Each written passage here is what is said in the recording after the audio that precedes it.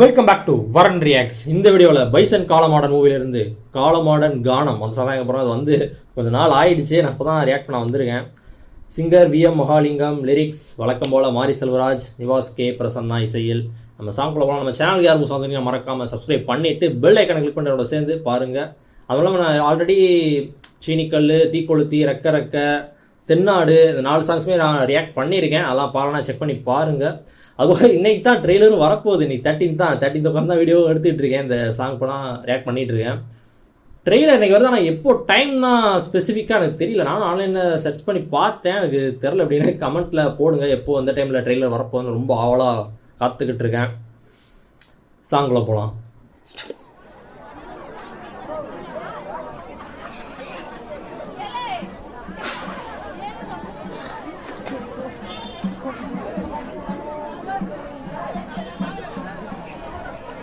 லாஸ்ட்டாக படிச்சிடறாங்க.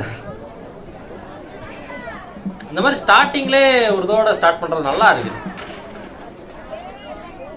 ஒரு சவுண்ட் எஃபெக்டோட ஒரு வாய்ஸஸ். இப்போ இந்த பாட்டில் வாய்ஸஸாக வருது, அந்த ஊர் மக்கள் வாய்ஸ்.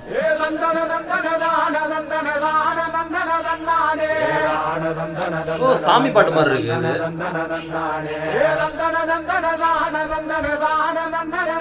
காலமாடன் சாமி.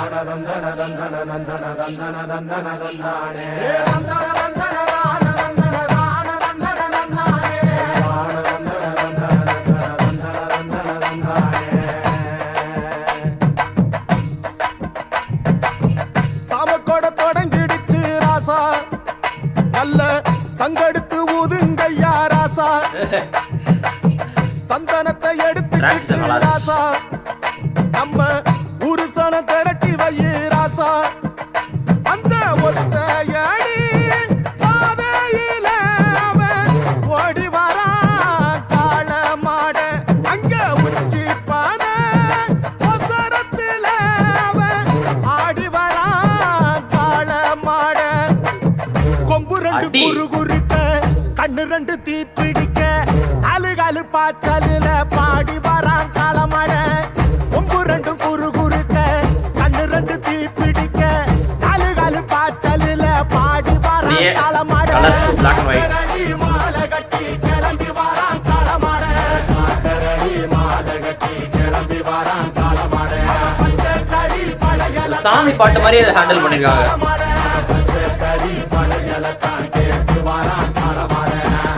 திருவிழா பாடுவாங்கல்ல அந்த மாதிரி இருக்கு.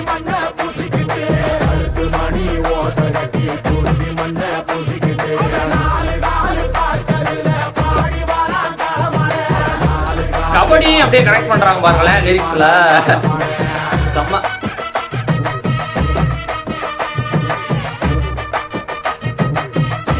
ஓகே,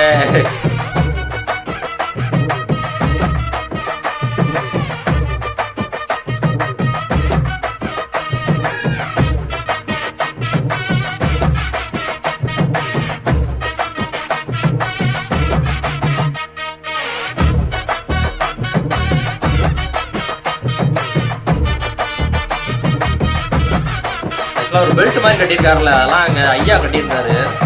கிரீன் கலர்ல இருக்கும், பச்சை கலர்ல. செவ்வரளி காடு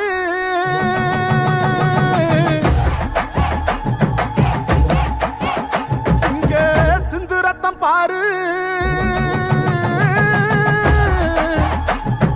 இந்த அருள் ஏறி ஆடுவாங்கல்ல அந்த மாதிரி இருக்கு. எல்லாமே அப்படிதான் இருக்கு பாட்டு.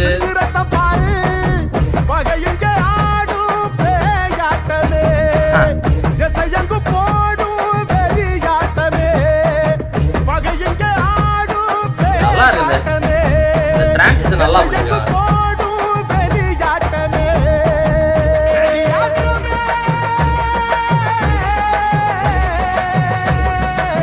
தீப்பந்தம் கொளுத்துங்கய்யா ராசா, புறத்தும் தீமையெல்லாம் எரியட்டுமே ராசா.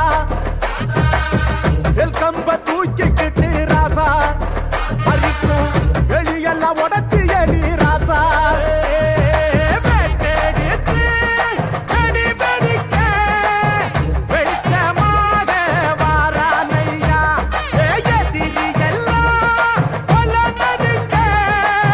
BTS ஆனது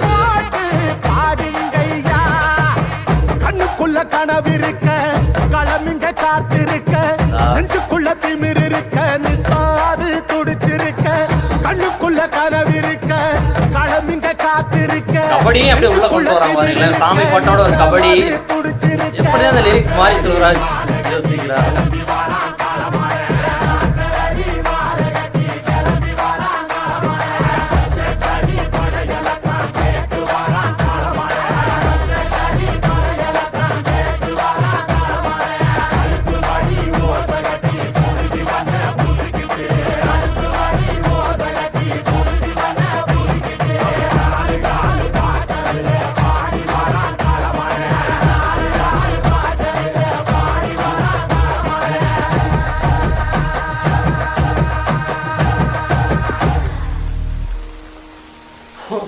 ஆக்சுவலாக இந்த ஷார்ட் ஃபர்ஸ்ட்டு காமிச்சாங்கல்ல, ஆனால்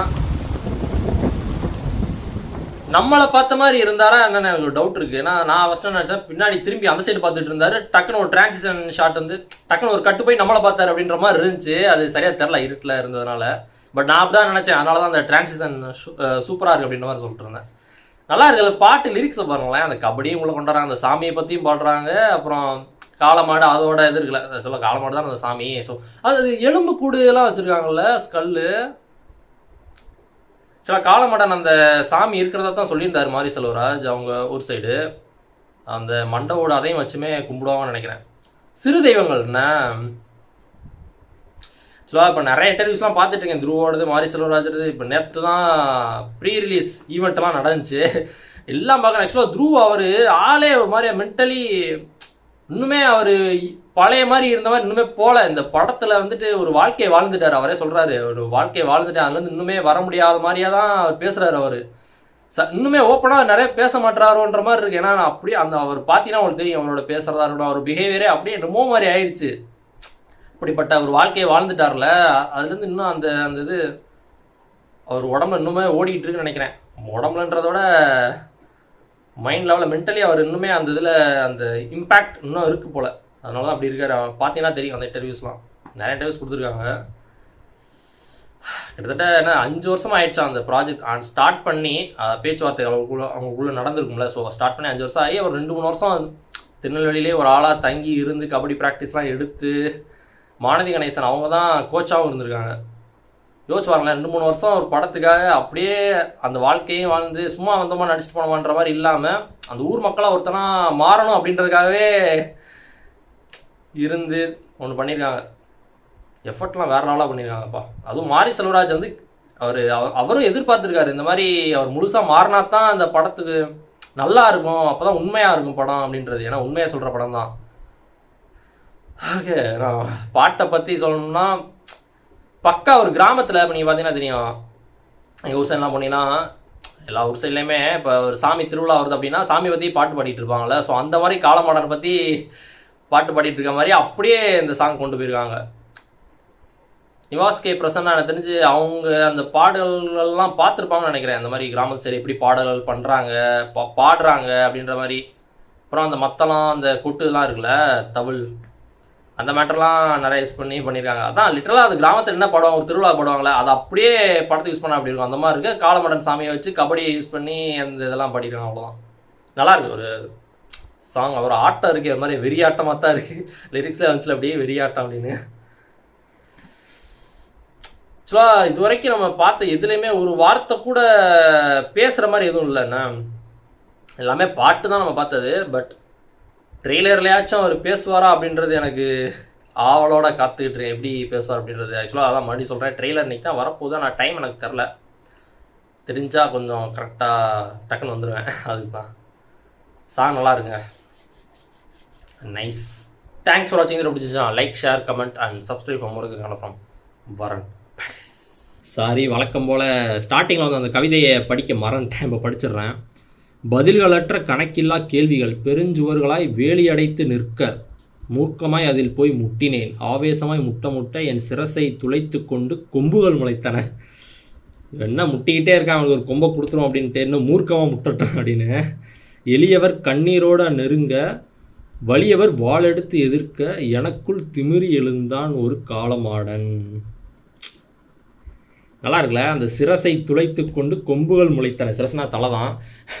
நல்லா இருக்கு, அந்த வரி எனக்கு ரொம்ப பிடிச்சிருக்கு. பதில்களற்ற கணக்கில்லா கேள்விகள். ஆக்சுவலாக ஒரு இன்டர்வியூலாம் பார்த்தீங்கன்னா தெரியும், நான் எடுக்கிற படம்லாம் வந்து திருத்தம் அப்படின்னு நினச்சலாம் எடுக்கிறது இல்லைங்க, ஒரு விவாத பொருளாக மாறும். அது ஒரு கேள்வியை எழுப்பும் உங்களுக்குள்ளே, இது இப்படி இருக்கே, ஸோ இது நம்ம என்ன பண்ணலாம் அப்படின்ற மாதிரி. அது அதுக்காக மட்டுமே எடுக்கிறதா தான் சொல்லுவார். பட் அதில் வந்து அது அந்த ஒரு பிரச்சனையை அணுகிறாருல, பிரச்சனையை தான் அவர் படமாக பண்ணுறாரு. ஸோ அந்த பிரச்சனைகள் சால்வ் பண்ண என்ன பண்ணலாம் அப்படின்ற ஒரு விவாதத்தை கலப்பலாம் அப்படின்றதுக்காக தான் படம் எடுக்கிறது அப்படின்றது அவரோட எல்லா இன்டர்வியூலையும் சொல்லிட்டு இருப்பாரு. இந்த படமே ஒரு விவாத பொருளாக மாறும் அப்படின்றதும் கன்ஃபார்மாக சொல்லியிருக்காரு. பார்க்கலாம் எந்த மாதிரி ஒரு விவாதமாக கொண்டு வருது. கண்டிப்பாக என்ன ஒரு ஒரு ஒரு என்ன சொல்கிறது, ஒரு தீர்வை நோக்கி தான் இருக்கணும் அப்படின்றதான் அவரும் சொல்லுவார். பட் அதுக்காக மட்டுமே எடுக்கலை, அது நீ யோசிங்க, ஃபஸ்ட்டு யோசிச்சு அதுக்கப்புறம் மெல்ல மெல்ல அந்த தீர்வு வந்தால் ஓகே தான் அப்படின்ற தான் சொல்கிறாரு. இப்போ உள்ளவங்களுக்காக நான் படம் எடுக்கிறது இல்லை, பின்னாடி வரப்போகிற சந்ததியினருக்காக தான் எடுக்க போகிறேன் அப்படின்றதும் அடிக்கடி சொல்லுவார் மாரி செல்வராஜ். ஏன்னா அவர் ஒன்று படைச்சிட்டாரு, அது அப்படியே தான் இருக்க போகுது. அது பின்னாடி வரவங்க அது யோசிப்பாங்களே, ஸோ என்ன மாதிரி இருக்குது, ஏன் இப்படிலாம் இருந்திருக்கா அப்படின்றதெல்லாம் யோசிப்பாங்களே. ஸோ அந்த மேட்டர் தான் நைஸ். அந்த கவிதையை தான் படிக்கணும்னு நினச்சேன். ஆக்சுவலாக இதுக்கு முன்னாடி இந்த தென்னாடில் நான் படித்தேனா, படிக்கலன்னு தான் நினைக்கிறேன். அதுக்கும் சாரி கேட்டுக்கிறேன். போயிட்டு வரேன். Bye guys.